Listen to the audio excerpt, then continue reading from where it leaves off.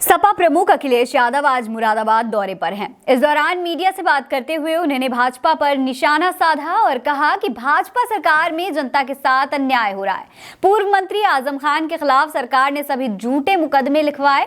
देश में यह पहला ऐसा राजनीतिक परिवार है जिस पर इतना जुल्म हो रहा है, इतना किसी पर भी नहीं हुआ। रामपुर हमारे बगल में आदरणीय आजम खान साहब बैठे हैं, इन पे सब झूठे मुकदमे लगे हैं। इतनी परेशानी, तकलीफ और इस तरह का अन्याय किसी भी राजनीतिक परिवार के साथ नहीं हुआ होगा जितना इनके साथ हुआ है। उन्होंने कहा कि जब से भाजपा सरकार आई है अन्याय चरम पर है। प्रशासन भाजपा के इशारे पर कार्यकर्ता बनकर काम कर रहा है। अखिलेश ने बताया कि उनके एक पूर्व प्रत्याशी को कल रात पुलिस पकड़ कर ले गई और अब कोई फोन नहीं उठा रहा है। लोकतंत्र में ये सब कुछ ठीक नहीं है।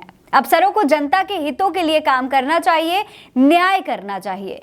वहीं केंद्र सरकार के बजट को अखिलेश यादव ने विदाई का बजट बता दिया है और कहा है कि जनता ने मन बना लिया है। आने वाले लोकसभा चुनाव में जनता बता भी देगी।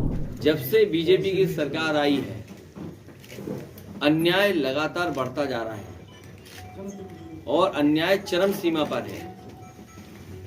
और कई ऐसे मौके हैं, मैं आपको कन्नौज का उदाहरण दे सकता हूं।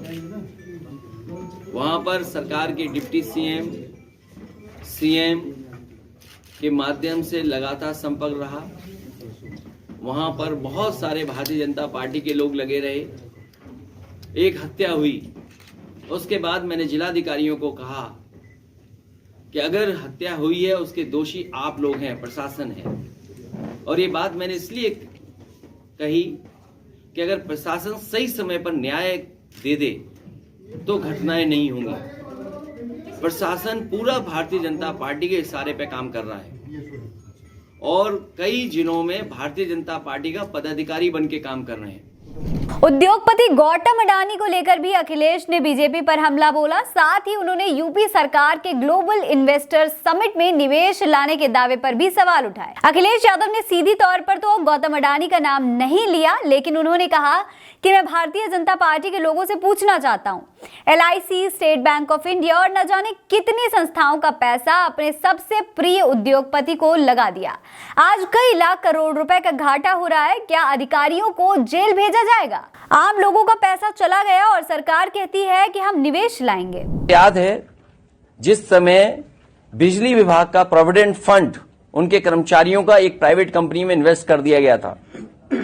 वो कंपनी जब भाग गई, कंपनी जब लॉस में चली गई, तो उस समय जिन अधिकारियों ने फैसला लिया था उनको जेल भेजा गया था, उनके खिलाफ कार्रवाई की गई थी।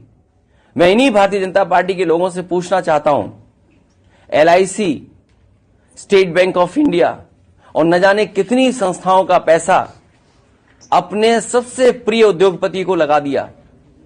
आज कई लाख करोड़ का घाटा हो गया है। क्या उन अधिकारियों को भी जेल भेजा जाएगा जिस तरीके से प्रोविडेंट फंड को भेजने वाले अधिकारियों को सालों साल जेल रखा गया था? बता दें कि अखिलेश यादव रामपुर, बरेली, मुरादाबाद के दौरे पर हैं। इस दौरान सपा के वरिष्ठ नेता आजम खान भी उनके साथ मौजूद रहे। इस खबर में इतना ही। आप ये खबर भारत एक सोच पर देख रहे हैं।